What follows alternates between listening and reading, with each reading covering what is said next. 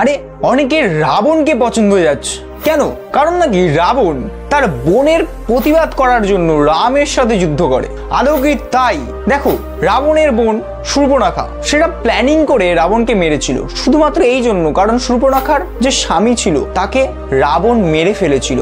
আর শূর্পণখা বনে বনে ঘুরে বেড়াতো এবং ভাবতো এই প্রতিবাদ কি করে নেবে। তখন তার বনে দেখা হয় রামের সাথে, আর তার শক্তি, তার সব আটঘাট দেখে শূর্পণখা বুঝতে পারে এই সেই লোক যে রাবণকে মারতে পারবে। তাই জন্য রাবণের কাছে শূর্পণখা যায় এবং বলে যে আমার এইরকম নাক কেটে দিয়েছে রাম, তুমি যাও এর প্রতিশোধ নিতে।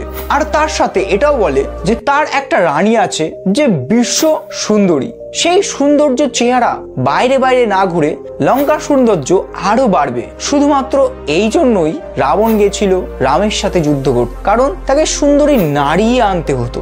আবার কেউ কেউ বলে রাবণ তো এতটাই ভালো ছিল যে সীতা মায়ের গায়ে একটু হাত দেয়নি। এটা ভুল কথা। অবশ্যই পুরাণ ঠিকঠাক করে পড়লে শুনতে পাবে রাবণ একটা নারীর রেপ করেছিল, আর সেই নারী রাবণকে অভিশাপ দেয়, তুমি যদি অনিচ্ছাকৃত কোনো নারীকে ছোও তাহলে তুমি 100টা টুকরোতে বিভক্ত হয়ে যাবে। আর তাই জন্য সীতা মাকে তার অনিচ্ছাকৃত রাবণ ছুঁতে পারতো না। হ্যাঁ, এই জন্য অনেক ছদ্মবেশও ধারণ করেছিল, কখনো রামের ছদ্মবেশ ধারণ করেছিল যাতে তার ছলে তার কাছে চলে আসে, কিন্তু সেই ছলে সীতা আসেনি। কখনো তো প্রজাদের দিয়ে লটিয়েছিল যে রাম মারা গেছে।